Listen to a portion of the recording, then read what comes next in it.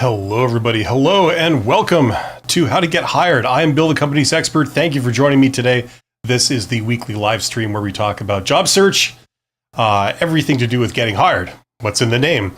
And this is episode number 126. This is called Salary Questions in Interviews, What to Say, What Not to Say, at a live Q&A, because that's what this is. If you're seeing my beautiful face, you should see a chat box somewhere in the vicinity on your device. And if you are a subscriber of mine for any amount of time, get into the chat box and let me know what's up with you, what you're struggling with, what you're wondering about, and I will do my best to help you out. That's what this is for. I'm going to start off today by monologuing about something. The title, Salary Questions and Interviews. We're going to get into that in just a second. First, I'd like to do the token shout out to all my YouTube channel members. Membership has its privileges. Thank you. My Patreons, my super thanks donors, and of course to you for being here and participating and doing some self-improvement. That's what the name of the game is. So yeah, we are going to get into this. And also, if you are wondering about what the hell to do when it comes to job search, how do you go about finding a job, how everything works, whether it's applying for posted jobs or the hidden job market, where most of the jobs actually are, and networking and all that kind of stuff, check out that course, my Get Hired course. More upon that later. Okay, let's dive in. Salary questions and interviews. Everybody loves this topic. Everybody hates this topic. It's the question of money as it comes up in the hiring process. A question that most people don't like to address. They don't like to talk about it. They don't like to address this in any way, shape, or form. But hey, it's a major part of the hiring process, and it's a sticking point for a lot of people. So that's why we're talking about it. Now, let's jump right in. Okay, your relationship with the interviewer, whether that's a recruiter or a hiring manager, whoever is on the other end, on the other side of the table, when you are in the hiring process, whether it's receiving applications, whether it's conducting the interview, whoever it is, okay, you have a complex relationship with them. In some ways, they're your ally, they're on your side. In other ways, they are your adversary, they're against you, okay? And the interviewer is both of these, and they swing between either of these positions at different times. Now, in many ways, the interviewer is your ally. After all, if they're interviewing you for a job, they are interested in you. They are hoping you're the one. That's why they brought you down for the interview.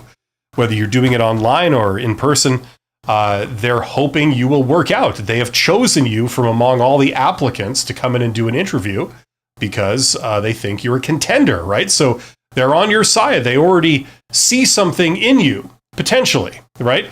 They're rooting for you, and they wouldn't be doing this if it was a big waste of their time. So they're looking for you to win. Now, in other ways, they're your adversary, and that's where we come to the salary thing, because that's an example of where the interviewer is your adversary. You have polar opposite incentives, right? They want to hire you for as little as they possibly can, and you want to work for them for as much as they possibly will pay, right? You have completely 180-degree polar opposite incentives here. And that's the deal. So when it comes to the salary question and others, they are your adversary, okay? And that basically explains the interaction that is about to happen. Now, many people don't understand this. Many people confuse these two modes, and that's why opinion is divided on how to handle salary issues in the hiring process. And incidentally, the interviewer will take the default position that they want to, if you are confused about the nature of the relationship on this issue, they want to encourage that. They want you to think that they're your ally in this, right? When in fact, they are your adversary. That's the deal.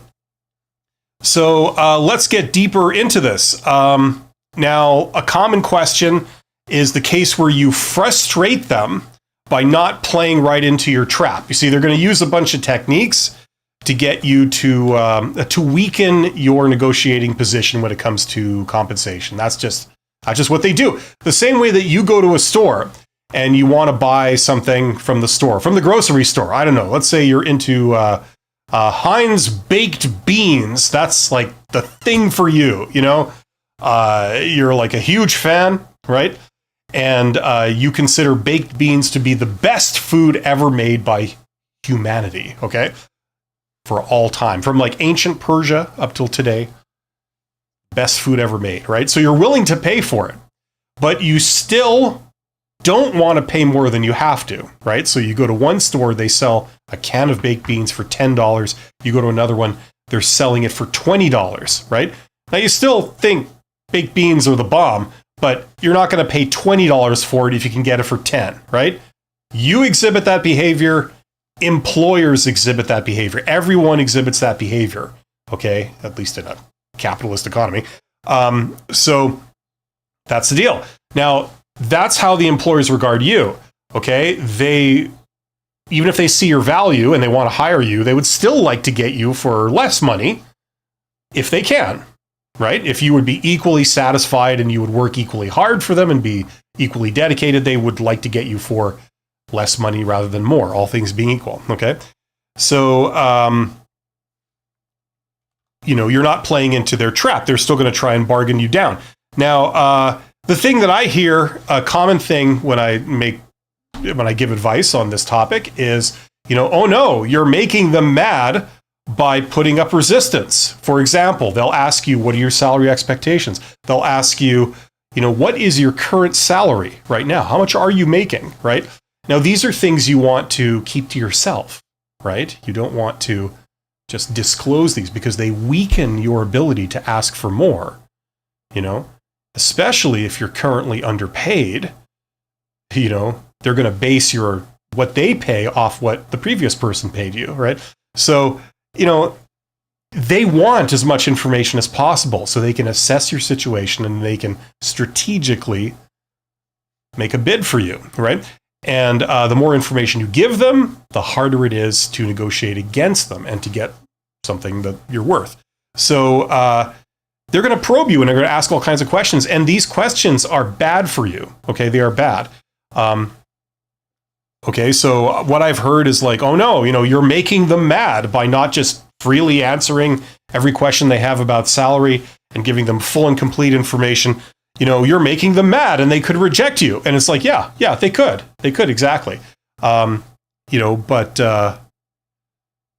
it usually means that if they're not prepared to pay something reasonable, they were bad all along. You know what I mean? You're just discovering this.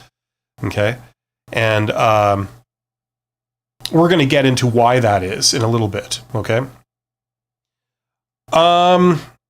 Okay, I'm going to, you know what, I'm just going to go a little bit further before we get to questions. Okay, this is the standard sort of position, okay, when you deal with pay in a job interview or in the hiring process, okay? Don't discuss pay before you get a written offer. Very simple, because if you do, it's bad for you. They're probably going to ask you, what are your salary expectations? That's one of the standard job interview questions. Your position on this should be that you don't want to discuss it. So if they ask you what your expectations are, instead of giving them a number, right, you're going to deflect the question. You're going to say, well, it's too soon to tell, right? I barely know anything about this job. For example, I don't know what the benefits are. Are there benefits? I don't know what the vacation looks like. I don't know if there's travel involved, there's remote work, there's shift work. If I have to work holidays, is there mandatory overtime? Like, I don't know anything about it, so it's very hard for me to just give you a number and stick to it, okay? You can try turning the question around at them and saying, like, listen, you want my expectations? Well, let me ask you this. Okay, this position has been posted. Obviously, therefore, it was approved. You guys approved the position before you posted it. Therefore, the salary range must have been approved. Can I ask what it is? And then they'll probably give you some BS about like, oh, we don't know what the salary is, right? Yeah, which is a lie, right? We're hiring for it, but we don't know what it pays. Like, yeah, I believe you. right? Now, if they really push you into a corner on this, the most you should ever give is a wide range. Okay, you give a low number to a high number, where the low number and the high number are not stupid, like they're not ridiculous. They're still within, what's reasonable, but just. Okay? So you say somewhere between, like, look, I don't know, somewhere between here and here, somewhere in there, that would probably be good, right? And that's all you can say. Now, this is good in terms of negotiation later on if they give you an offer, because you haven't committed to a low number, so you don't have to worry about that headache where you previously said you're okay with a lower number and then you have to go back on that or something. But you also avoid the problem of if you say a number too high, then they eliminate you, right? So that's the reasoning behind this, okay? So that's how you handle that question. For the current salary question, they say, what is your current salary? You say, like, well, I'm sorry, that's private and confidential, and I have a policy of not just disclosing that in the same way that, one would not disclose their credit card number, when asked, so that falls under that category. I don't just give that out. I have a personal policy of not disclosing that. I'm sure you understand, right? So that's how you handle those two questions. Okay, so you don't discuss this basically until you get an offer. If you don't get an offer, what does any of this matter? It doesn't. It's all moot. It doesn't matter, right? Okay, so your goal is to get past this issue to get an offer. Okay, you give a wide range. You can describe your salary as competitive or reasonable, stuff like that, right? And you only negotiate salary at the offer stage. Very, very important point. You only negotiate at the offer stage. If you try to negotiate before they give you a written offer, they'll just reject you and go with another candidate, one that's not giving them a headache and not playing hardball, right? That's just how it goes. You're not in a position to negotiate until you get to the offer stage, until they've said, we pick you. Now you have something to bargain with, okay? There's going to be more, but let's get to some questions immediately. Tong is here. Hello, Tong. Tong says, hi, Bill. Today I got a job offer from a company who are offering a training program and then will potentially hire after in a full-time role. They will pay around minimum wage during the training. That sounds fishy to me. They're not committing to hiring you, but they want to put you through a training program for minimum wage. That's weird. However, if you leave the company within the first 18 months, you have to repay an amount for the training. Now, that is normal and that is reasonable, okay? Because the companies that train, generally speaking, all things being equal, can't pay as well as the companies who don't train. So what has happened in the past is that a company will try to do the right thing and they will train their workforce properly.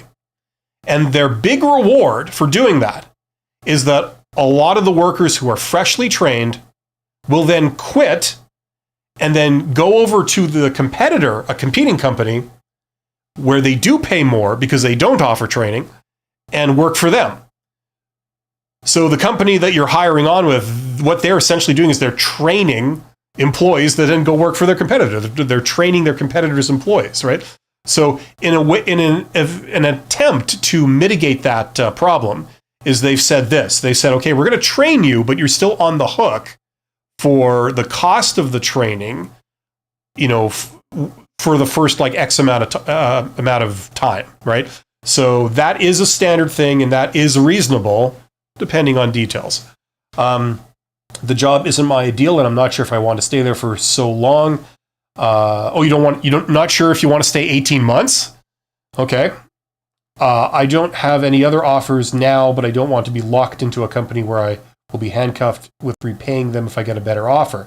What are your thoughts on this kind of situation? Well, normally I would basically say, look, take what you have, like what's on the table, take it, Now, if you've been getting job offers like right and left, and it doesn't take much for you to get a job offer, then maybe reconsider. But if you've been job searching for any amount of time and, this is the first thing you've gotten, it's up to you. Usually with most people, they don't get bites every week. They don't get offers coming at them every week. So normally I would say take it, but this has a couple of red flags. You're not really starting. They're training you. I mean, I would training is a good thing, even if you're making minimum wage. If I don't understand the bit about like they're not really committed to you. You know what I'm saying? That seems fishy.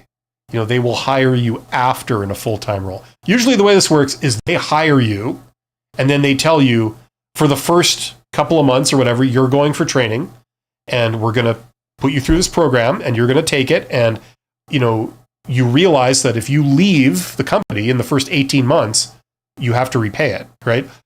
So that makes sense, but not this thing about like, they're going to train you, but then they're going to hire you. I don't get that. Alex says, hey, my bro, what's up? Well, I'm doing great, Alex. How are you doing? It's nice to see you again. Well, thank you. And thank you for being here. And hopefully you get something out of this. Sufia says, hello, please tell me how to show the company my interest and at the same time value myself in salary. I don't know what you're referring to. How to show the company my interest? Listen, if you mean like literally that you're interested? Okay, well, here's what you do, okay? During a job interview, if you get that far, I don't know what you're referring to. Are you talking about in an interview? If you're talking about in an interview, you say, listen, I'd like to tell you something. And then they say, sure, what? And you say like, listen, I want this job, okay? And then you explain why. Like you say, I've got skills here, I've got experience here. This lines up perfectly. And, and then you mention some good points about the company. It's got opportunities for advancement. It's like, this is exactly what I was looking for. So I just want you to know that I really want this job. I'm very excited about it. And I really hope it works out. Not in a desperate way, but in an inspired way. Okay, so that's what you say. Okay, now about the salary thing, I'm going to get back to explaining salary stuff, and then hopefully you'll stick around for that, and that might bring some clarity. This is the last question I'll take just for now. It says, Crevin Living says, hi, what do I do when the company calls me to schedule an online interview, but they send the invitation? Then I guess you go to the interview. I'm sorry, that seems self-evident. Like, maybe they're just being redundant, is what I'm assuming. Either that, or incompetent, which is like a standard for a lot of recruiters. I'm not being mean to recruiters, but there are like a recruiter is an entry-level job, and as a result, you get a lot of incompetence. Let's be honest. And these people can sometimes be overworked, so you get that. And also, they're in a job where people are going on their knees to them to beg for something that they can give, a job. So not a lot of people are calling them on their incompetence. So you add all that together and you get not great communication, you get silliness, you get incompetence. That's probably what that is. Or they're being thorough and they're calling and they're sending the invitation just to make sure. You know what I mean? So that's all I can say. Okay, right. So let's get back to it. We're talking about salary, and I've got quite a few things to go through today. A little bit more than I usually do because I thought people might be interested. Okay.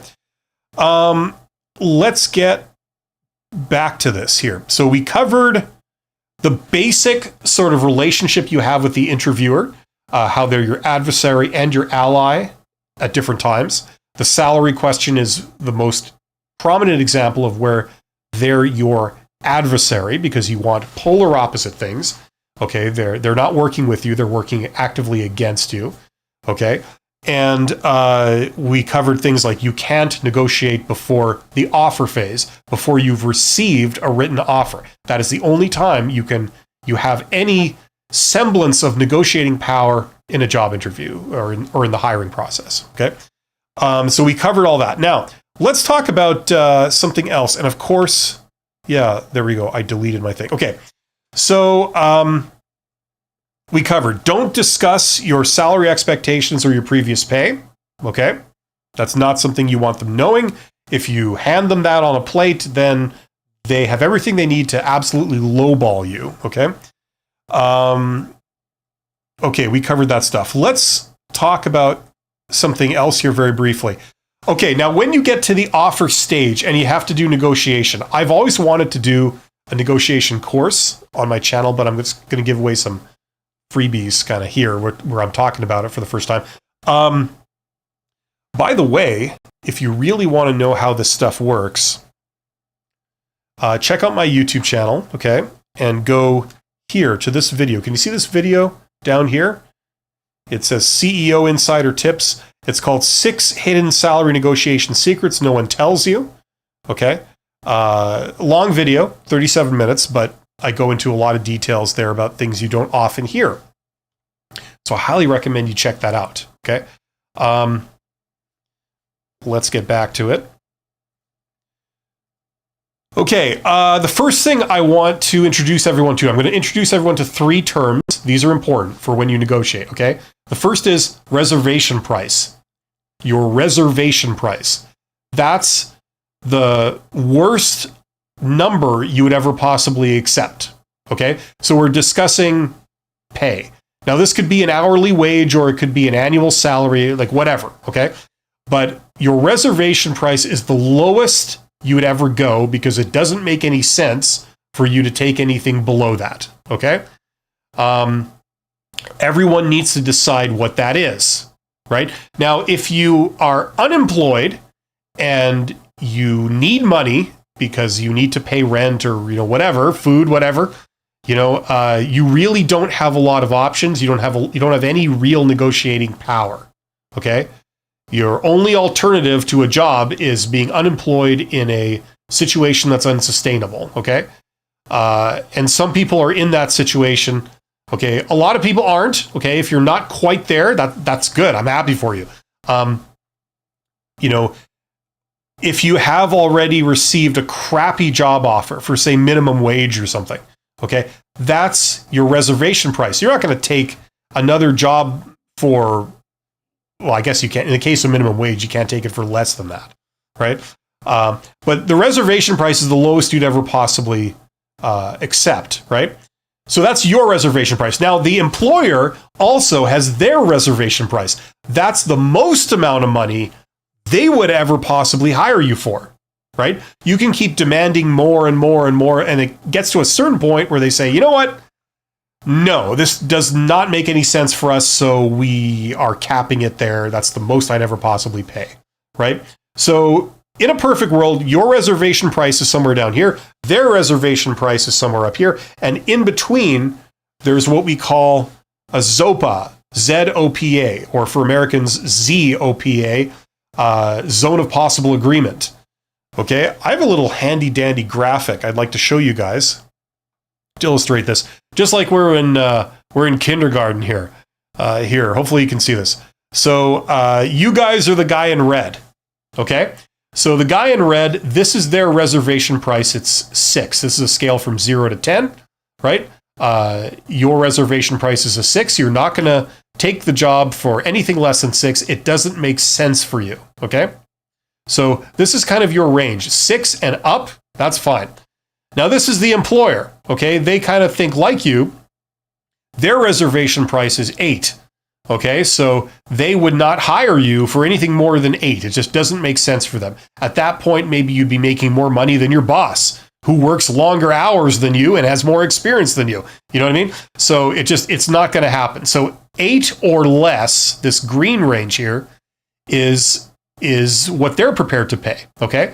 Now, in this case, you have a ZOPA, you have a zone of possible agreement. So anywhere in here, maybe 6.5 or 7 or 7.5, or 6 or 8, all of that is possible for you to have an agreement. Okay, it works for you and it works for them. That's the idea. So that's what a ZOPA is. So in this case, there is a zone of possible agreement because your reservation price is below theirs, right? Now, sometimes, I don't have a graphic of it, but your reservation price might be 6, but their reservation price might be 5. They're not prepared to pay any more than 5, and that's their honest, true reservation price. Reservation price is not what people say. It's what it actually is. Okay. So this isn't, you can't determine somebody's reservation price by necessarily like what anything that they say. They'll want to guard that, right? The moment the other party finds out your reservation price, they've got you. If the employer knew that the lowest that you would ever go was 6, they'd offer you 6, or they'd offer you like 6.01, something like that, right? So it's as low as possible, but you'll take it, right? There are others. The point I'm trying to make is there's a situation where there is no zone of possible agreement. They won't pay any more than 5. And if you won't accept any less than 6, then you just can't agree. And sometimes you encounter that. Okay? That's just something that you occasionally encounter. Okay? As I try and put my screen back to where it was before. Right? Okay, so that brings us to the final thing, the final new term, and that's a BATNA, best alternative to a negotiated agreement. Okay, so that's your backup, your plan B. Okay, and you should go into any salary negotiation or interview where there's a chance you might have to negotiate salary. You need to go in prepared. You need to know what your reservation price is. You need to know what your best alternative to a negotiated agreement is. And that's to get more options, right? The more options you have, alternatives, competing job offers, maybe you have some interviews lined up for next week. So if this doesn't work out, you're already talking to other interested employers, right? You want to get as many other options as possible, and then you pick the best one, and that's your BATNA, your best alternative to a negotiated agreement. Okay, so doing this will strengthen your position, and you'll know exactly what your situation is. And so those are the 3 terms. So know your reservation price. Try and find out theirs as much as possible by researching them, by talking to people on the internet. Maybe there's some people in that position already. You might be able to find out their salary. Whatever, right? Zone of possible agreement. You're going to proceed as if there is. Okay, you won't really know for sure if there is, but knowing your position is a big step towards that. And you should always have a BATNA, your best alternative to a negotiated agreement. So you know all this going in. The BATNA is going to determine your reservation price. Okay, and then finally, negotiation. The deal is a system. Okay, now what we've talked about with reservation prices and stuff like this, that's assuming that price is the only variable. Sometimes it is. For a lot of employment, sometimes it is. It is the only variable. But it doesn't have to be in most cases. And in some cases, like certainly the higher you go up in the totem pole, it really isn't. There's many other variables, right? For example, if they can't budge on pay, maybe they can give you more benefits, or maybe they can give you more vacation days. Maybe they can give you a signing bonus or a retention bonus or relocation assistance, or, there's all kinds of stuff there, right? So the point is there's other things you can negotiate with other than price, right? So maybe you can meet them on price, but you can demand a whole bunch of other things that they'll give you. So that's the other thing to remember. Okay, I don't want to talk for too long without going to questions. Let's get back to questions. Augusto says, is it even worth it to ask for feedback when you get rejected from a job posting? Probably not, no, because they're never going to tell. First of all, there's no incentive for them to spend any more time on you. Secondly, they're not going to give you honest feedback that's important. They will never do that, because that's like giving everyone your cheat codes. It's like posting your cheat codes publicly. Here, this is what I'm looking for, really, right? And so either they will not give you feedback, or if they do give you feedback, you really need to take it with a grain of salt. Either it's blatantly false, or it's something trivial. It wasn't really the issue that was important to them. Okay, that's what I'd say. The other thing is that I know that in the United States, if you're in the USA, which I'm not, you get a lot of companies that have been sued by employees or would-be employees for rejecting them for a specific reason, right? Now, if the company just says, oh, this is why you were rejected, right? Then the employee takes that and sues the company and says, hey, your person told me that that's why they rejected me. And that's illegal, or that's not allowed for these reasons. You know what I mean? So because of past precedents like that, a lot of companies, at least in the US and maybe in other countries too, will have formal policies where they don't give feedback. They don't say why you were rejected for a job, okay? Because if they do, they could get into trouble. So yeah, that's not how you do it, Augusto. You can get a lot of feedback, very valuable feedback, but you've got to do it on your own. So now listen, I am not a career coach. I do not provide career coaching services. That's not something I do, but there's a lot of other people out there that are career coaches. I do a collaboration every Monday or second Monday with another YouTuber who is a professional recruiter. Her name is Abby, and her channel is Life Work Balance, the Life Work Balance YouTube channel. She provides that. So what you can do is you can, first of all, without spending any money whatsoever, you can do mock interviews with a friend or family member. So that means that you grab a friend or family member, just, some worthless person that's loitering around, that's not doing anything with their life. And what you do is you get them and you say, look, here's what we're going to do. We're going to do some pretend job interviews. You're going to be the interviewer and you're going to interview me. Here's a list of questions, or you make up the questions, find them on the internet, whatever. And then we're going to do this like it's a real job interview, okay? And this is going to be practice for me. And you work at it, right? Now, if you really trust the other person, as a fringe benefit, you can ask them. You can say, listen, how am I doing?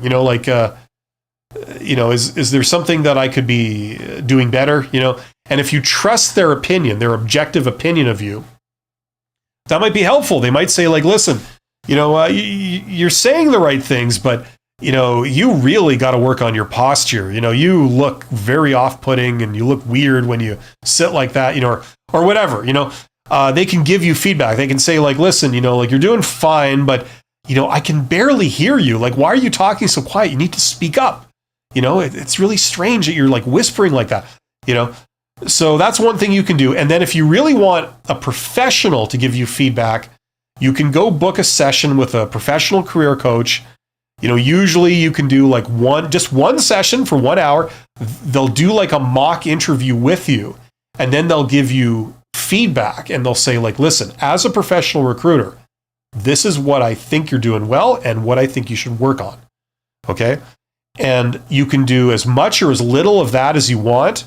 And what it does is it is useful in the sense that you don't make your rookie mistakes by blowing real interviews. You make your rookie mistakes with your career coach while working on your technique, right? And the other thing is that practice makes perfect, right? So the more mock interviews you do, the better you will be at job interviews and the more confident you will be, okay? So I want to encourage everyone here, do mock interviews. Even if you think that, I know my stuff, do them anyway. There's a difference between learning this stuff solo, where you like try and memorize answers and stuff, and actually doing an interview with somebody. You're in the hot seat. It's in real time. There's somebody staring at you. You feel a bit nervous. You feel out of your comfort zone. It's a totally different type of test, okay? But the good thing is you do enough of these. You do like, say, 3 or 4 a day with friends or family, whatever. For 10 days, that's like 30 to 40 interviews. You will kick ass. You will feel super confident, and you won't make any rookie mistakes when you go to an actual interview. Okay, so that's what I recommend people do. Okay, you can get feedback along the way, or if you only you don't trust your friends and family, they're a worthless bunch of, morons and simpletons. You can go and go spend like money, I don't know, a pittance, whatever, on like one session with a professional career coach, and they can give you professional feedback on your first impression and, some basic, obvious stuff just to check. And then you're covering your bases. That's what I'd say.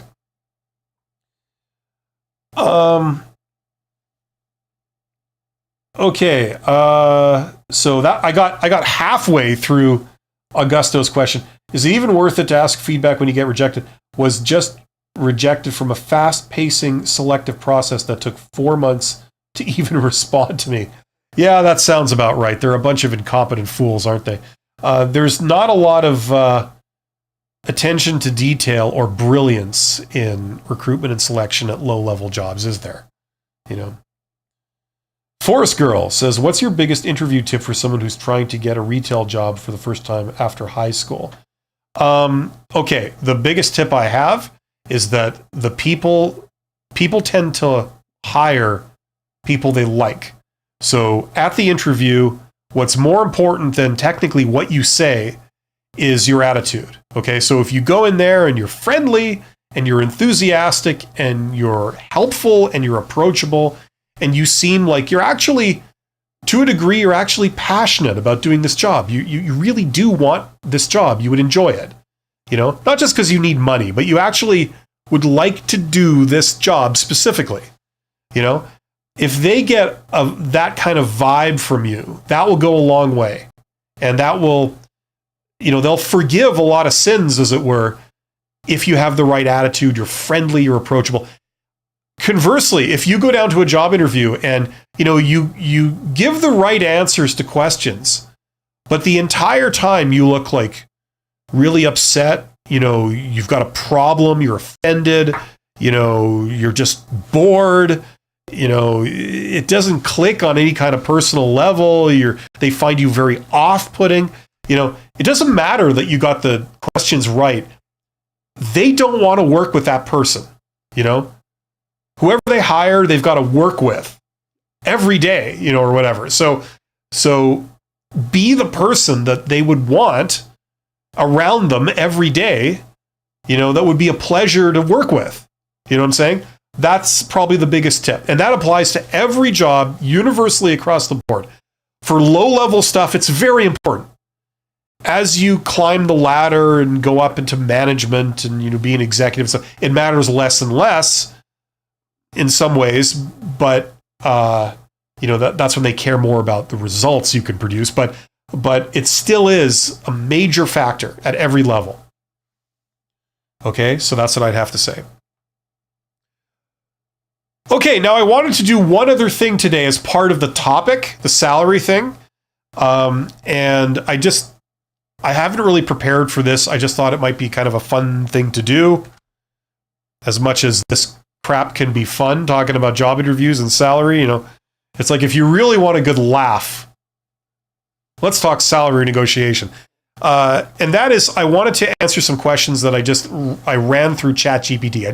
Just for the hell of it, like 2 minutes before I went live, I got on ChatGPT. I asked this. I said, what salary-related questions could one be asked in a job interview besides your expectations and your current/last salary? I already covered those. So what other things could they ask? There's going to be a million of them. Let's go through these very quickly. So here's a category: questions about compensation philosophy. Are you open to performance-based compensation structure? The answer is yes. Don't say no, even if you're not. Just say yes. Okay, you want to get to the point where they offer you a job. Then as I said, then you can discuss this seriously. Would you prefer a higher base or more variable bonus or commission compensation? You could say whatever you want. You can say somewhere in the middle, right, if you don't know. How do you prioritize salary versus benefits or work-life balance? Well, those are two different things, but salary versus benefits, that's up to you, your individual. If you've got a family and you've got 18 children and they all need braces, maybe benefits, right? Then again, if you have 18 children, you might want to be home with them at some point or not, depending on how things go. So you can answer. This is entirely up to the individual. I don't think there's any real right or wrong answer. You see, what they're doing is there's no right or wrong answer to these, but what they're seeing if what you want just happens to be what they already do, right? So unbeknownst to you, they don't give a rat's ass about benefits. They pay entirely salary. Now, if you had answered this question and said, like, what do you prefer, salary or benefits? And you said benefits, then that would count against you. You see what's going on here? And they're checking for fit, like everyone loves that word. What type of compensation structure motivates you most? Once again, they're looking for fit, right? There is no right or wrong answer. They're just seeing what's appropriate. Now, if you know what is kind of the industry standard for your job, where you are, what the job you're applying for, right?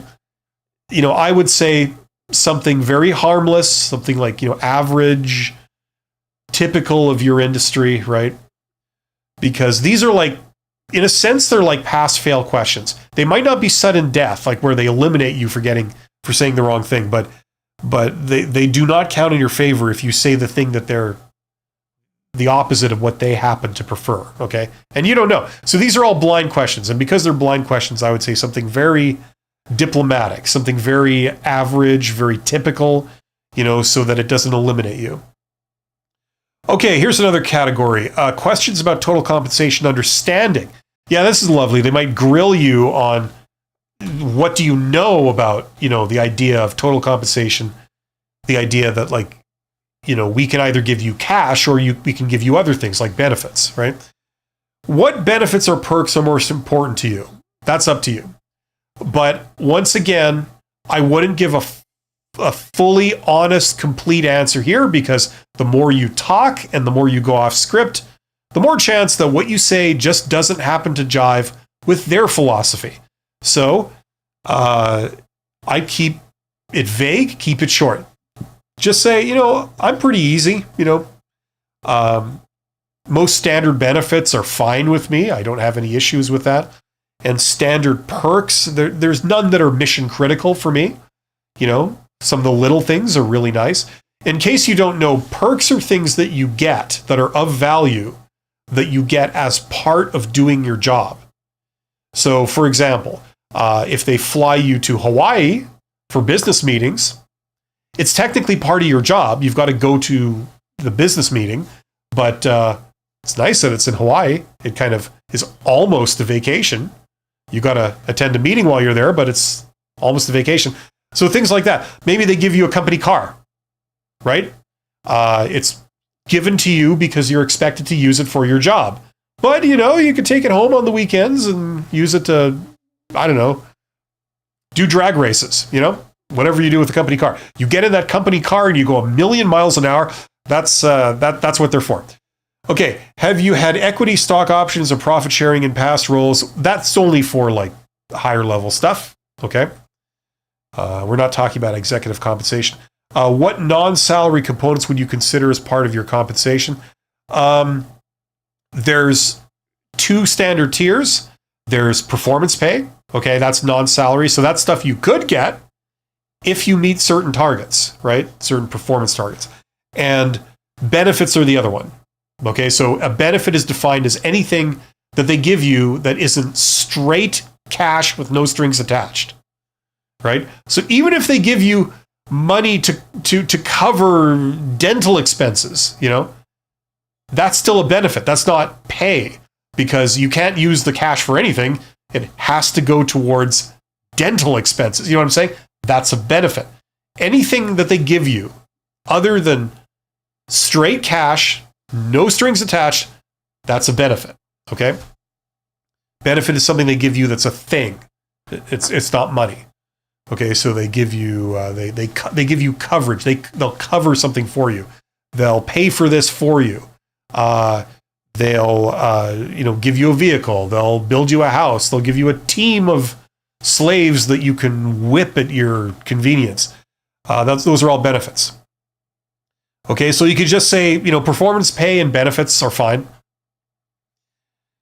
Okay, questions that assess market knowledge or preparedness. like they're giving you a quiz, like this is not standard, but I guess you could get it. What do you believe is the market rate for this role in our industry? You could say, I haven't actually looked that up, Right. I'd avoid as many of these as possible. Yes, you probably know what the market rate is, but the problem is by saying it, they're going to try and use it against you. Remember, they're your adversary when it comes to salary. Okay. So if you said, yes, we're at the market rate is this, right? Then they say, well, why are you asking for more than market rate? Or they could eliminate you and say, well, no, the market rate is actually way down here. And, you don't seem to understand that. So I'm sorry, you're too expensive. Right. So I try and wiggle out of it. Have you researched what similar positions pay in this region or sector? You could say, yes. Yes, I have. What would make you feel fairly compensated in this position? Now, that's what they're doing there is they're asking, what are your salary expectations? We've already covered how you answer that, right? So that's just the same question in disguise, right? Now, just so everyone is clear, market rate is not all it's cracked up to be. Just so everybody knows, first of all, for a lot of jobs, a lot of roles, you can't really find the market rate. Market rate changes per location, first of all. It's tied to the cost of living. And the other thing is, it's the average of everybody that's in that role, in that region, like that city or location. It's the average of what everyone's paying, right? Some companies pay above the market rate intentionally to get the best people and treat them like crap. Other companies pay below market rate intentionally. They accept that there'll be a higher turnover of employees, but their savings for their cost of their labor force makes up for that. So it's something they're prepared to accept. Then the other thing that market rate involves is it assumes you're an average employee. Now, you might not be average. Your performance might be below average. 50% of people will be below average. Or you could be above average. Why should you get the average amount if you're an overperforming employee that delivers better results than normal, right? Is the market rate reasonable for you? No, it isn't, right? So there's all kinds of factors that muddy the waters here. Don't simply just go by the market price. And that's even assuming you can find accurate data for market price. You can't in most situations. The only roles that you can ever approach that are very, very common roles, where like thousands of people are working in that role in like one company. Like that's the only time you can find that publicly.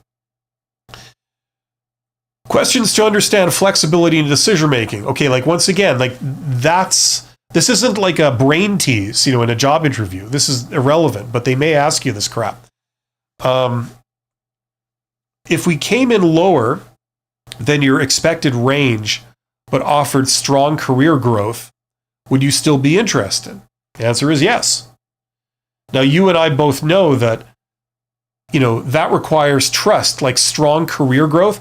Personally, I've seen this, and many of you have probably seen this in your lives. People that have been promised things, and those promises have been reneged on, right? You stay here, you work for peanuts, and then within 1 or 2 years, you'll move up, you'll be paid a lot more. Yeah, people love to promise that and then not deliver, right? So that requires trust, Now, you can't go in there being totally untrustworthy. You could say, I'm interested to a degree, I'd be willing to consider it.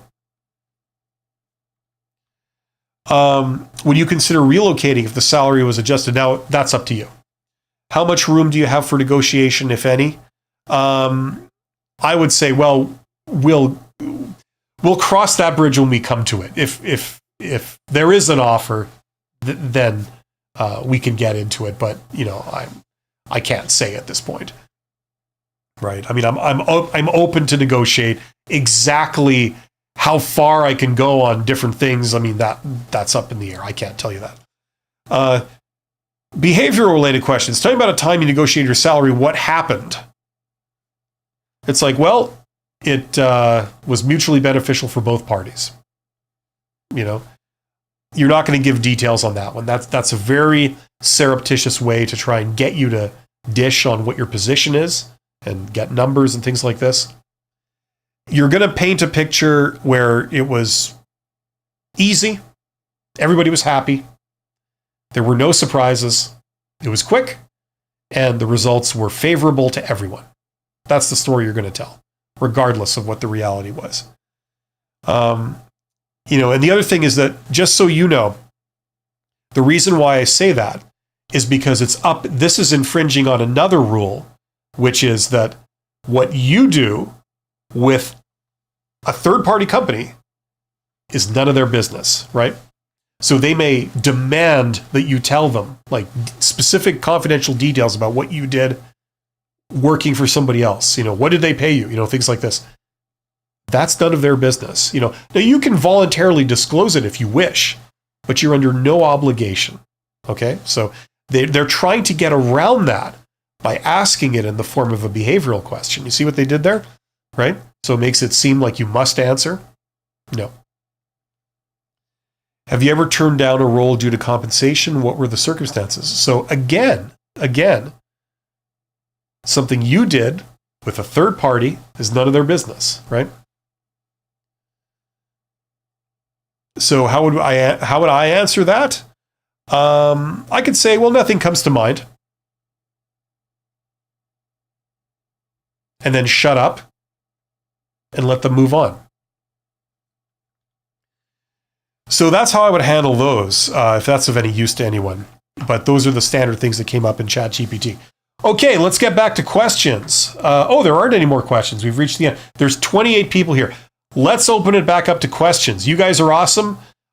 This is primarily a Q&A, and now I'm all yours for answering questions. That's the only thing I'm going to do. 52 minutes into the stream. In the meantime, while we're waiting for questions to roll on in, check out that course. That's where I put all my advice all in one place. I talk about job search from beginning to end, how to apply for posted jobs, the whole process, and networking, how to apply for the hidden jobs that are in the hidden job market. You may not be aware of this, but all the jobs that you see posted, those are 20% of the jobs that are out there. There are many, many more that are not posted. Okay, now don't take my word for this. Go out and do your own research if this is like news to you. Those jobs are in what they call the hidden job market. Simply, they're not really hidden, it's just they're not posted. So you can't discover them by doing an internet search. Okay, the reality for hiring managers, they're the ones that originate the job. They're the ones that create the job.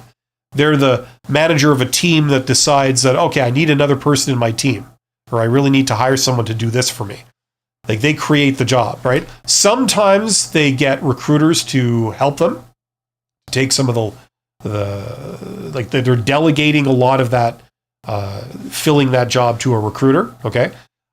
They're still in charge of the process. They still have final approval over who gets hired, right? But they delegate a lot of the grunt work to a recruiter. A recruiter works in the HR department.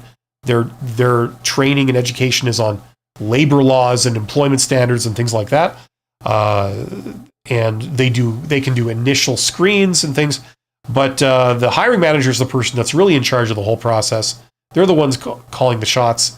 And what they would prefer to do is they prefer to fill that job just by, do they know someone who could do that? Do they come highly recommended? Okay, let's talk to them first. And if they can do it, I'll just hire them, If the answer is no, they think, okay, is there an internal candidate, someone that I know and trust, that has proven themselves, and that I can move either up or sideways into this role, and that would fill it, because that would be a lot less risky than hiring a stranger that I've never worked with, and you don't know, they could turn out to be a maniac, or they could turn out to be a criminal, or they could turn out to have something wrong with them, or they could be a spy, or they could be the Easter Bunny. We don't know. How would you what scientific test would you do to find if they were the Easter Bunny? So So, they would prefer that. Now, if the answer is no, the third place they would go is they go down the hall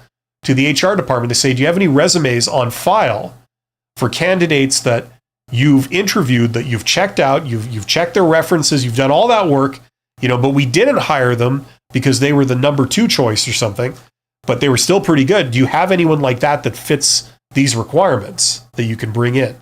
That would be more efficient, right? And if the answer is no, then they post it. You see how that works? Most jobs get filled before they get to the stage where they get posted. That's why there's many more of them. Allwin says, hello from India. Well, hello, Allwin. I like your name. Lydia says, I've applied to jobs where they ask for past salaries on the application. Yes. Okay. How do you handle that? So if you're applying and they're asking for this on the form, like on a web form or on any other form, usually you can't skip the question. You can't give a range. You can only give a single number. Okay. So here's my recommendation for how you deal with that. Okay. Usually at the application stage, all you've seen is a job posting. Okay. So you really don't know much about the job other than what they've said in the posting.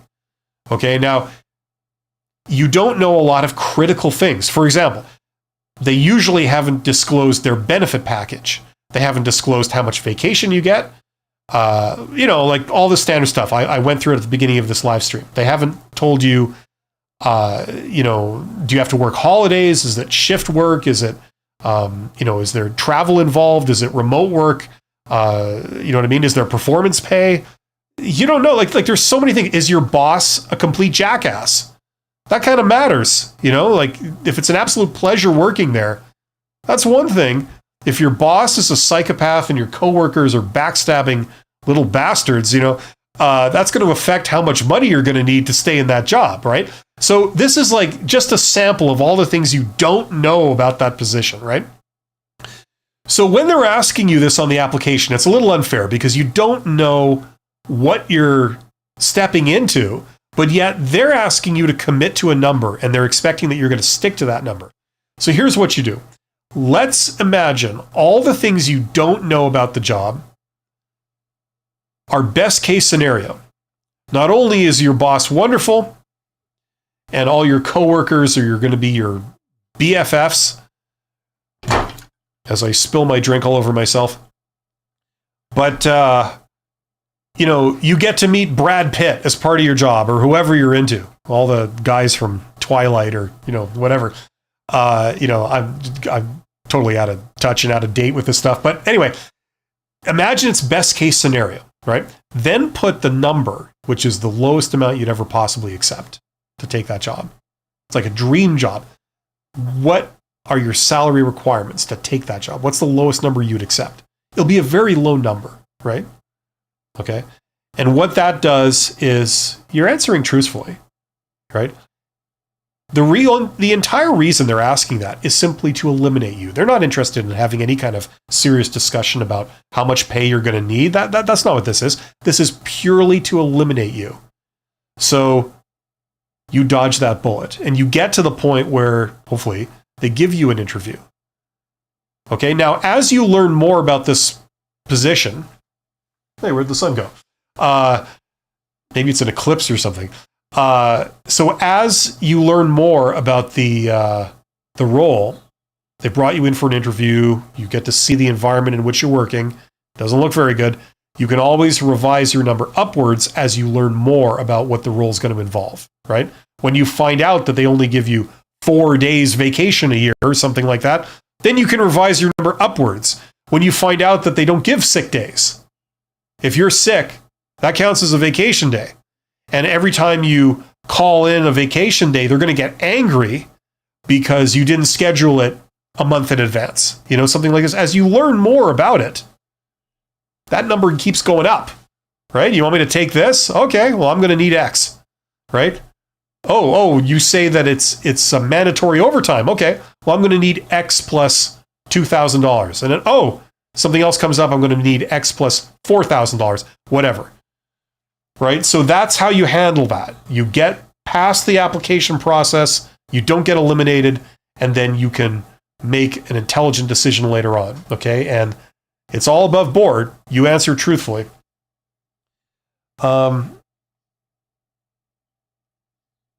Creffin Living says, what do I do if I interview and do not get any feedback? I recently did 2 interviews.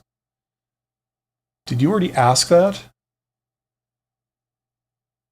Oh, no. Somebody already asked that, but you already asked a previous question, but you didn't ask this question before. Yeah, you're not going to get feedback. I already covered that earlier in the stream. You're not gonna get any feedback. That's standard. I went into the reasons earlier, so don't expect that. Job interviews are not about getting helpful feedback. They're not, and they're actively going to work against that.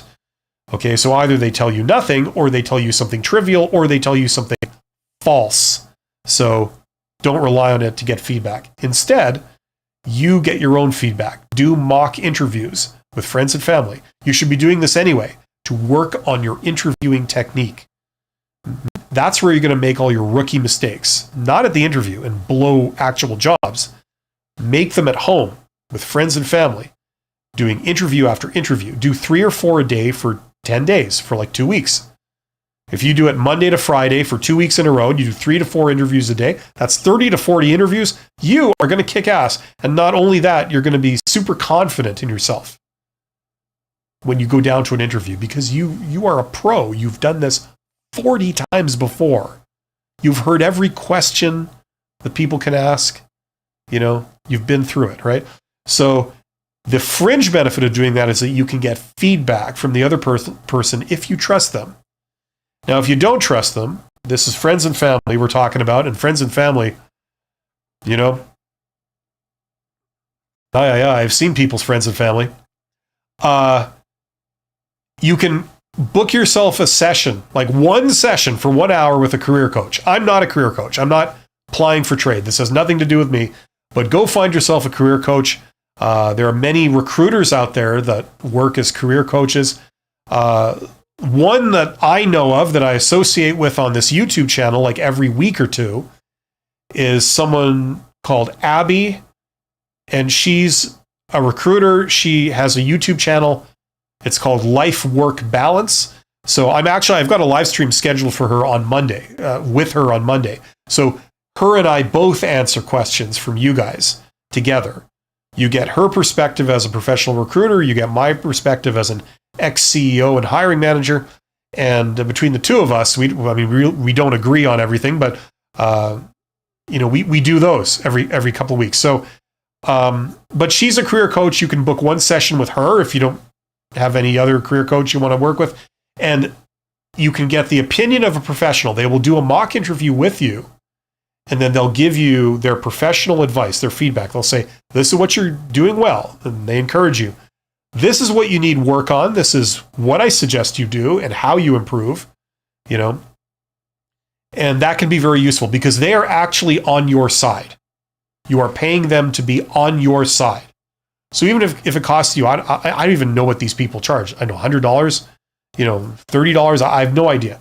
But whatever it is, it's they are in your court, just like hiring a lawyer to help you in a trial or something. These people are in your court to help you get hired. Okay, that's what they're there for. So that's the best way to get feedback. Do it with your friends and family first, and then if you really need a professional to get their opinion, you can do maybe one session with a career coach. That's what I'd recommend anyway.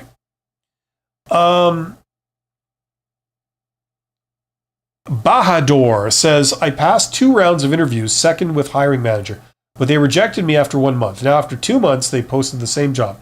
Should I email both of them and say I'm still interested? Listen, yeah, you can do that if you want. I personally don't think it's going to really accomplish much. I understand Bahador. I understand the emotional component to this. And I'm going to turn my camera up just so that it's not super dark. Here we go. Okay. I do understand the emotional side of this. It feels like you're a fit. If you want to work there, you feel like, it was going okay. You know what I mean? And it just ended, and it's hard to accept. The thing is, listen, just because you were rejected, first of all, I hope you know, it doesn't mean that there's anything necessarily wrong with you. The way these things work is that you just happen to have to be you. God, it feels like a Monday. It's not. Maybe it's because I spilled a drink in my lap, which is a super professional thing to do. The way this stuff works is that you just happen to have what they're looking for. That's how this works. And it's when something doesn't work out, it's no kind of statement that you're no good or you have no value. So I want to make sure of that, right? Now, what you should do to maximize your chances is you move on, okay? For whatever reason, these people weren't looking for someone quite like you. Rightly or wrongly, they were looking for something else, okay? And you don't know. Maybe they were looking for someone they could exploit, okay? And you weren't that person.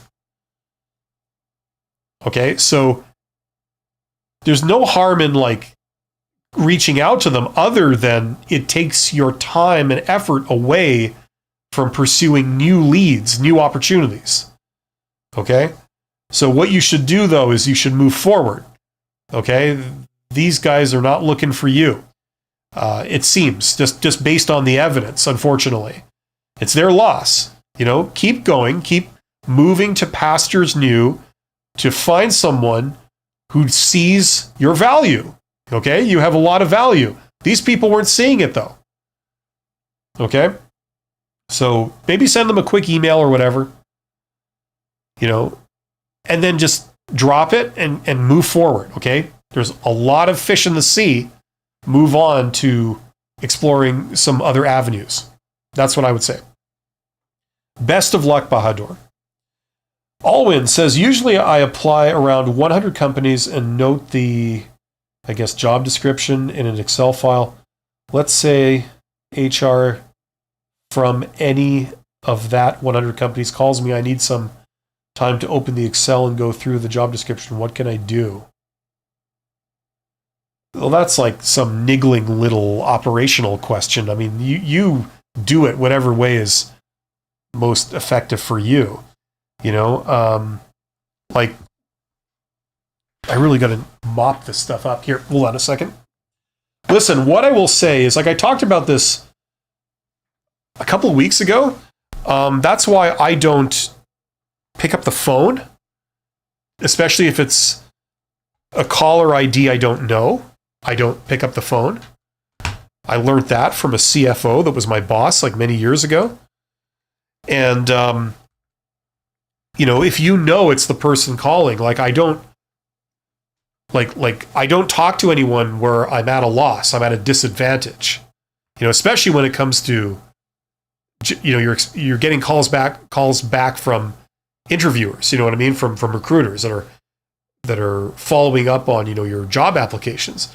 Yeah, you might have applied for a lot of people apply for much more than 100 jobs. They apply for thousands of jobs in a job search campaign, especially if they're just banging them off online. And these days you can do that and send out custom applications where you have a custom resume or custom cover letter for all of these too. That's what AI can do for you. Things like ChatGPT, right? So you have a lot more to deal with than 100. So yeah, you will not remember the name, which job this was and what it was about, right? So that's why maybe it requires a slightly different, phone etiquette where you let them talk to a machine, say who they are, say, what company it is, what job it's for, whatever. And then you go and do your research. You find the job, skim it, okay, now that I'm prepared, now I'm going to call them back, right? Even if you're calling back 5 minutes later, 10 minutes later, that kind of stuff.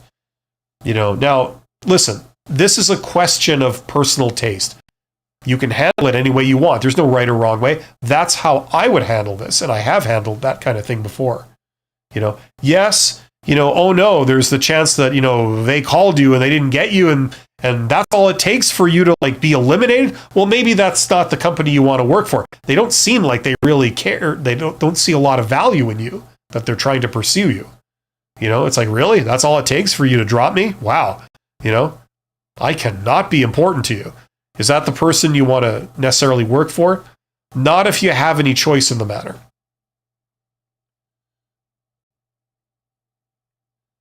Yeah, so I wouldn't answer the phone and then say, call me back in 10 minutes. I would let them, by default, it goes to your, like if you have voicemail or a voice answering machine, basically, that says, please leave a message. I will call you back very shortly. Thank you very much for your call. Something like that, right? Please leave, your name clearly and your phone number clearly, that kind of thing. Forest Girl says, should you go above and beyond in a minimum wage job even if the pay does not increase because of the extra work you do? Well, listen, that's entirely up to you. But what I can say is that, you see, compensation, okay, not to get all theoretical on people or anything, but I used to teach a university course on this a few years ago. Compensation is not just money. Think of charities, or volunteer organizations. Why do people show up and work like a dog at a volunteer type thing where they're getting either no money for it whatsoever or they're getting a pittance? Why do they do this? It's because they're being compensated in other ways, right? Now, I was very fortunate to have my eyes opened on this issue. I got a tour of a charity and I spoke to several of the people there, and first of all, one thing I noticed was that these people were working harder than some employees I've seen that make six figures. Okay. They show up early in the morning. They work hard. They do tough things. And this was they're paying very little money. They're either minimum wage or less because they were volunteer positions. But, somebody said to me, when someone looks you in the eye and says I can't remember what it was, you changed my life, or, something like that, you're the reason that I'm, whatever, in school, or I'm not on the streets homeless or something like that. It's that, that's more valuable than I don't know what it was, a year's pay or something. You know what I mean? People get compensated in other ways. Volunteer organizations, people tend to be very nice to each other. Because let's face it, you go to a place that there's a bunch of jerks and jackasses, you're not going to show up anymore. If you're not being paid and you got to work with these insufferable people, you're not going to last very long, right? So you show up at this place and it's everybody's best friends and they're all, laughing and joking and helping each other and getting along really well. It's wonderful atmosphere. They're being compensated in other ways. They're just not with cash, Cash might be a component, but they're getting a lot of other things. I mean, aside from the altruism, you might be getting other things out of it. You might be getting, experience, right? You're getting work experience. You might be getting letters of recommendations and referrals and references out of it. You know what I mean? There's other things too, where you might be making networking connections, doing whatever it is you do. You get to meet everybody, go to places and get access to, things that you've never gotten any other way. You know what I mean? So compensation doesn't just mean pay. You can get other things out of it, right? So usually if you're in a minimum wage role and you see other people I don't know, going above and beyond, it could be because there's motivations for them to do it other than the pay, right? I don't know what they would be. There's a whole kaleidoscope of things it could be, but you know what I mean? So maybe look at it in terms of that and see what they might be getting out. Think of what you could be getting out of it other than the pay. Maybe it's as I said, the most obvious things is things like recommendations, referrals, references, stuff like that. You now have all these people that will back you up. They'll give you great personal references. They'll write you letters of recommendation. You can plonk those down on the counter when you go to job interviews and things. You know what I mean? Maybe there's networking, maybe there's access. There's a whole bunch of things you could get. Or maybe it's just, you really, really enjoy it, So is there a point to going above and beyond? Sometimes yes. And sometimes, what I've seen is that I've had employees, working for me, tradespeople types that were getting paid six figures. And, money wasn't really much of a motivating factor. Their salary was not a motivating factor. They got paid that money whether they came in and did the bare minimum or whether they went above and beyond. But I found that they were motivated by various other small things, and that made all the difference in the world. So motivation and incentives are a really interesting, complicated area that I really like, but it could be any or all of this stuff. I'm not sure if that's helpful, but that's at least kind of, hopefully I'm trying to put the problem in perspective for you. But it's entirely up to your individual situation. Some places are wonderful to work, others are a nightmare. Obviously, that's going to be a major factor. Bahadur says, thank you so much for your motivating answer, Bill. You're absolutely welcome, Bahadur. Listen, the thing about job search is that people kick you when you're down. You're down, you're between jobs. And, we find that stressful enough, you know what I mean? And then right at that moment, that's coincidentally when you get a lot of rejection that feels like really, really personal, you know what I mean? And it's like a double gut punch, for a lot of people. And it's very, very hard to stay optimistic and stay confident and even bring yourself to just stay in the game. It's a real challenge, but moving forward helps on a couple of levels. Like instead of beating at the door of, a place that has already said no, when you move on to apply for new things, number one, it's productive. Like you increase the likelihood that you will get hired soon. The more places you apply to with quality applications. Secondly, psychologically, it also feels hopeful. You know what I mean? It doesn't feel as depressing as trying to go back to people that have already said no. So hopefully it should give you, to some extent, a feeling of okay, this one's going to be it. I'm moving forward. There's more opportunities out there. Surely something is going to work out. That's the other kind of factor there too. Bahadur says, I applied for over 150 jobs in the last 7 months using ChatGPT, but except 3 to 4 interviews, I had no other results. Do you think there could be something wrong with my resume, or is this job market? Listen, to be perfectly honest with you, 150 jobs in the last 7 months seems quite low. But 3 to 4 interviews for 150 applications, that's like 1 in every 50 or something, it turns into an interview. That's very good. That's a very good ratio. So that suggests that you're doing your applications really well from my perspective. Now, if you've been to 4 interviews, but you haven't passed an interview yet, in all honesty, I would not be concerned that there's something wrong with you and the way you're doing interviews until you get about 10 and you haven't got an offer. Okay? If you've been to 10 job interviews and you didn't get an offer, then I'd start maybe checking to make sure that there's nothing wrong with your interview technique. Okay? I'd go to a career coach. I'd just try to get some validation that what you're doing is the right thing and you're not doing anything that's, making you give a bad first impression or something. You know what I mean? But 3 or 4, a lot of people do 4 interviews without getting an offer. You know what I'm saying? Obviously this varies by industry and a whole bunch of things, but that's not really an alarming number, to be honest with you, not from my perspective. So what I would say is apply for more jobs. Okay, 150 in 7 months is not that much. Someone can apply for 150 jobs in a day. And if you really got the Chat GPT or AI tool process down, if you worked from morning to night, you might even be able to do 150 custom applications in a day using AI tools.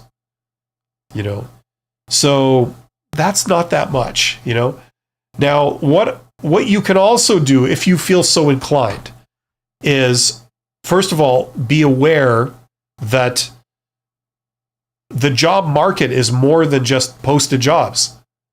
The posted jobs that you see, like I said at the beginning of this live stream, that's 20% of all the jobs that are out there. The other 80% of jobs are not posted. Now, if you could learn how to put yourself up for those, that would also be, a vector or a channel, whatever you want to call it, to get hired, to make something happen. And if you don't get hired, you can deliver like contract work and stuff like that. You know what I mean? So you know what I mean? Like, depending where you are in your career, if you're entry level, I understand that might be a big ask, like learning about the hidden job market. If you're a technical introvert, a lot of people are just biased against it, which is kind of it. I'll say it. It's silly because that's where 80% of the jobs are, and other people are getting them, and not you, because you're not even looking there. But learn about that. You know what I mean? Yes, I have a course. I'm not necessarily trying to plug my course, but that course, yes, I have a course where I talk all about how to do that. I use that technique to build my consulting business. I use the high level version of it where I'm going to CEOs exclusively, and stuff. And I got a bunch of consulting clients. But I mean, there's standard techniques for how technical introverts can do networking. The simplest form of it is called direct outreach. At least learn about that. It's called direct outreach. That's where you know how you like pepper the world with job applications, right? You send out like hundreds of these. It's like peppering strategic people with a message, like hiring managers. You find out who are the hiring managers in your industry, and there'll be a lot that are around you, okay? And you basically send them a message that says, hello, my name is X, my name is Bahadur, and this is what I do. I'm great at solving this problem. If ever you need someone who can do that for you, please let me know because I would love to work for you. I know you do work in this area. I think that's incredibly exciting. And if there's an opportunity, I would love to be able to work for you.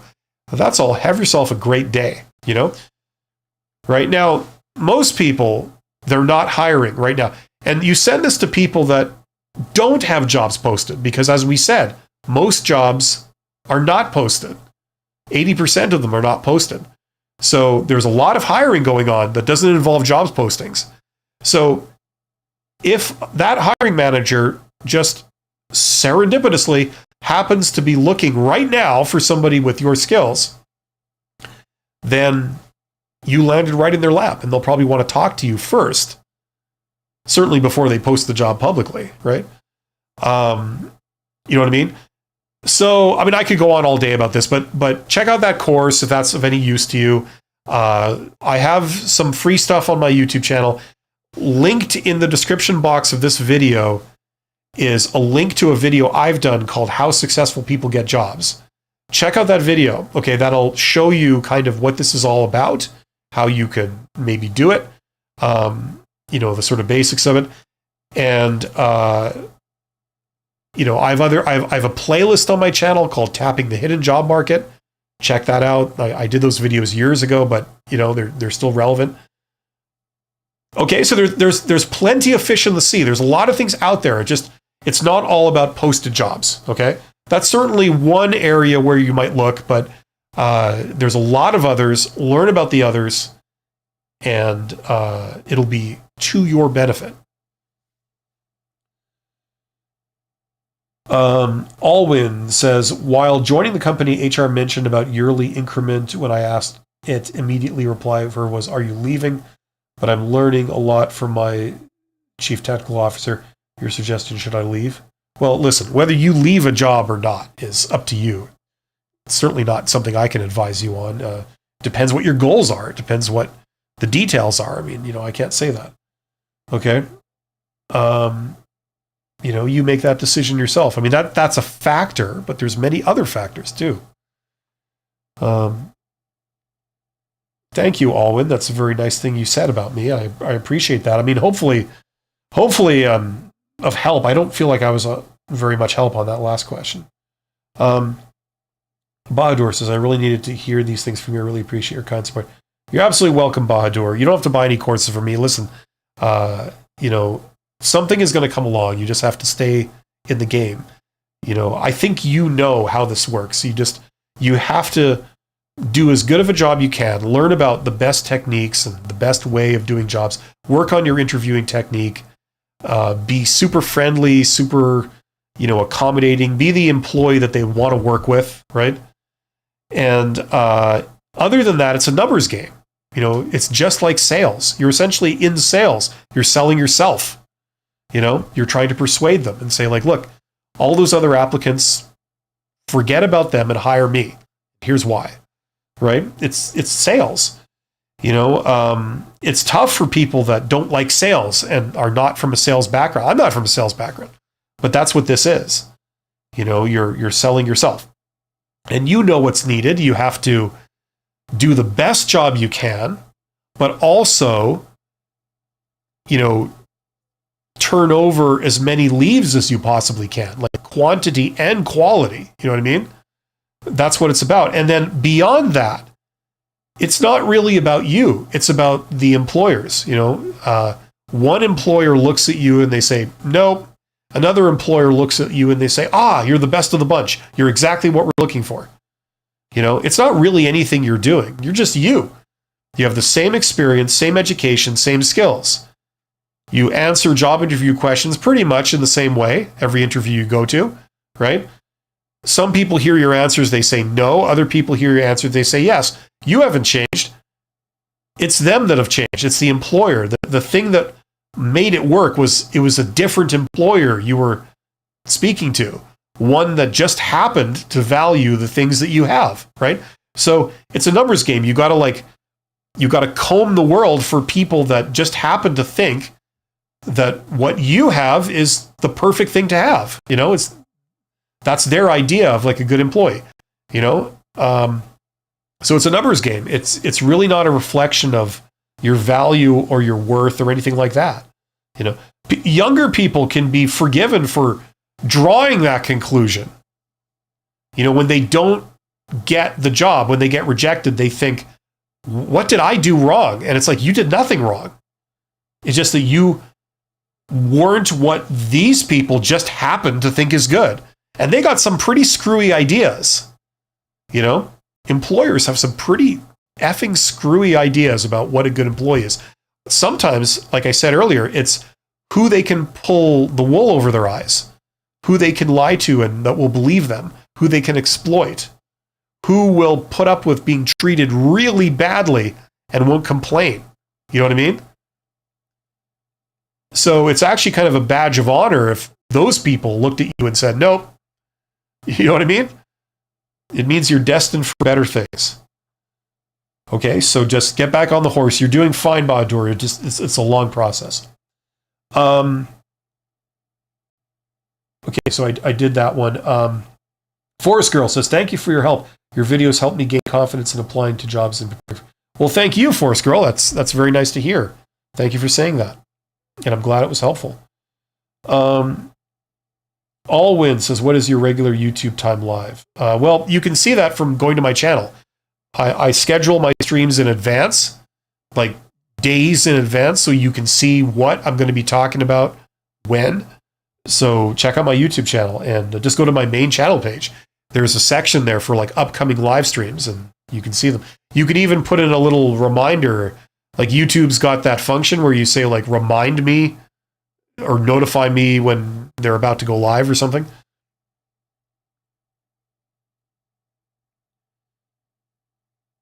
Good. Okay, it's been an hour and a half. We got 28 people here. Thank you for being here. Hopefully you're getting something out of this. I'm going to ride my camera brightness again because I have such command of technology.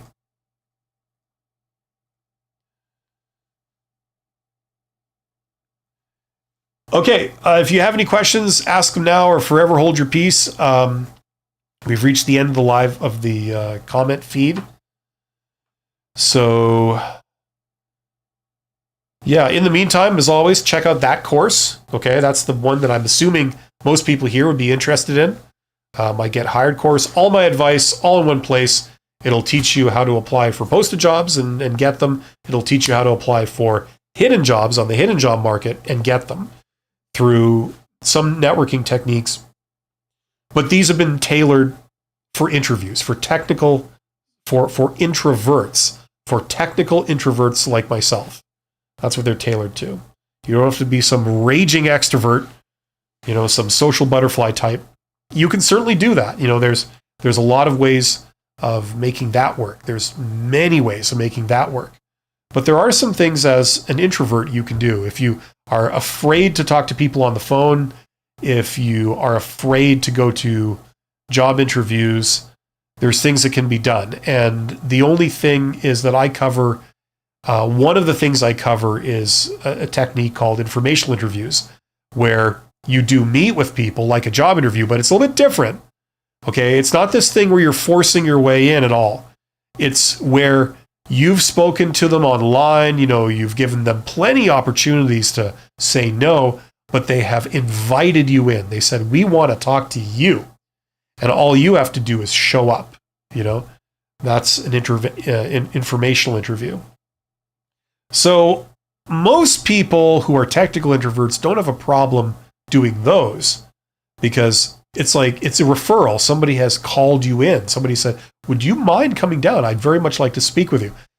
So it's quite a different vibe than a job interview.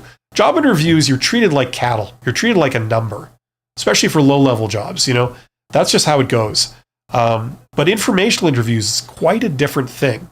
You're invited in as a guest, and they want to talk to you. They've made time for you. Not because you've demanded it, but because they want to, so it's a little bit of a different thing. That's the only thing that I talk about, about talking to somebody in face-to-face. You don't have to do it, but it's a technique that's very effective. Okay, but I walk you through all that stuff if you're interested. If you want to climb the ladder, you might be interested in this course here. This is learning above average communication skills. Basically everything that I had to learn between going from a supervisor and a CEO. So everything that you learn along the way in terms of communication skills, I put them into one course. You would not think so today by how I've been stuttering and stuff and tripping over my words, but that's just how it goes sometimes. It's more about what to say, right? How to respond to things, how to persuade, how to deliver bad news, things like this. And I don't think many people here would be super interested in this here, but if you're interested in learning business, check out that. Best bang for the buck around. I have an MBA, I've been a CEO, and I created a course that's $100, not 100,000, 100, that teaches you everything that you would learn in a brick and mortar MBA. It's self-study, and it's a flexible solution. It's been very popular among certain types of people, like entrepreneurs and this kind of thing. So if that's you, check that out. Anyway, let's get back to it. How do you say this? Ioannis? Faranis? I'm sorry if I'm mispronouncing that. I always mispronounce everybody's name.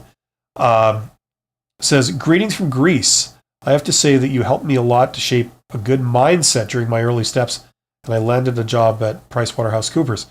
Keep going. Well, thank you very much. That's very kind of you to say, very gracious, and I appreciate it. It's comments like that that encourage me to keep doing this. Alwyn says, thank you for your valuable time. You're absolutely welcome, Alwyn. Thank you for saying so. Kiwi Magician says, it's sad that I got rejected because somebody asked for a lower salary when they already gave the salary range. Yeah, listen, look, you never really know. Salary is one factor, right? And you never really know what's going on. Usually the way it works is that if a hiring manager likes a candidate, like I want them, salary is a secondary consideration, It's almost like when you go to the store and you want to buy, hey, let's go back to the baked beans example that I brought up at the beginning of this stream. You're a discriminating baked beans aficionado, and you go to the grocery store and you want to buy a can of quality baked beans. So you go to the baked beans aisle at the grocery store, and you look at all the different brands of baked beans that are on the shelf. They're all side by side. And you can see the brand, you can see the price, right? Well, let's say there are a bunch of brands that you're not familiar with. So how do you start to like manage this decision? You've got the agony of choice. You've got all these different choices, right? The first thing you do is you look at price, right? And then you say like, okay, that can of baked beans is $1. That one's $2. That one's $10. And that one's $75. And you say like, well, I don't want to pay $75 or $50 for something that I can get for $1. So you eliminate the $75 one and the $50 one almost out of hand, right? You just say, nope, I'm not considering them. And then you look at the ones that are $10, $2, and $1. And then you make a decision there. But now you're going beyond price. You're like looking at, okay, well, where's this made and how fresh is it? And, that kind of stuff, right? That's exactly what they're doing in a job interview. That's why they ask for salary expectations sometimes on the job application. I'm going to turn down my camera, of course, because I can't master automatic software. That would be apparently too much for me to handle.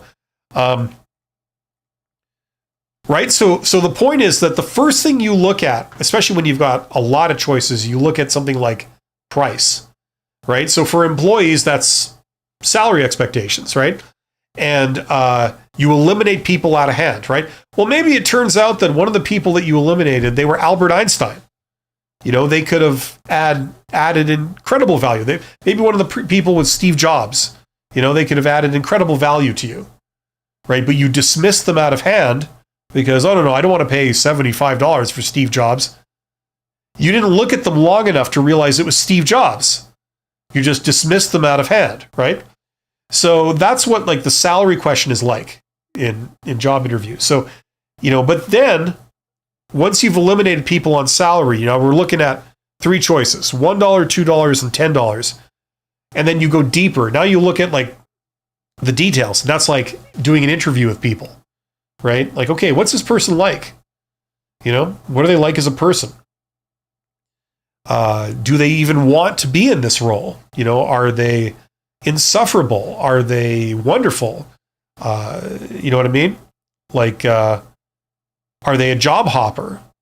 Are they someone with a weird work gap that we don't know? They could have major personal issues we don't know, right? So they're looking deeper at the person, right? That's the hiring process. So it's more than just salary. Salary is one factor, usually used as an initial filter, and then they look deeper at the person or at the people, the contenders, right? So your strategy should be to get past the initial filter of salary, and then they'll take a closer look at you. They can maybe see your value, and then salary won't be a primary consideration afterwards. If they feel that you're the best and they want you, you could maybe ask for a little more, and they'll be fine with it. So it's not all about salary, Kiwi Magician. I mean, there's many other things. Alwyn says, sorry for the irrelevant question. Are you using OBS for? Yes. Yeah. Oh, I'm using Streamlabs OBS, and I'm really not a fan. I've had a beef with them for a very long time because this is quite frankly really crappy. And but the problem is that their stuff is broken. It's got bugs in it. It just doesn't work on my system. And I'm upgrading all my computers and stuff this year. So, like for the first time in 14 years, and I'll get a new solution for that eventually. Maybe I could help you out with the text layout shown around you. Yeah, I don't need that right now, but thanks. Okay, there's 28 people here. I'm going to wind this down. Thanks for being here. You guys are awesome. Remember, chin up. This is not an easy time if you're between jobs, but you're going to be okay. It's a temporary situation, even though it doesn't feel like it. And it's just a matter of time. You're going to be back on top. I have another live stream in 20 minutes, actually, on this channel. So I'm going to leave now, and I'll be back in 20 minutes to do another similar live stream. and I might see some of you guys then. Okay, take care of yourselves.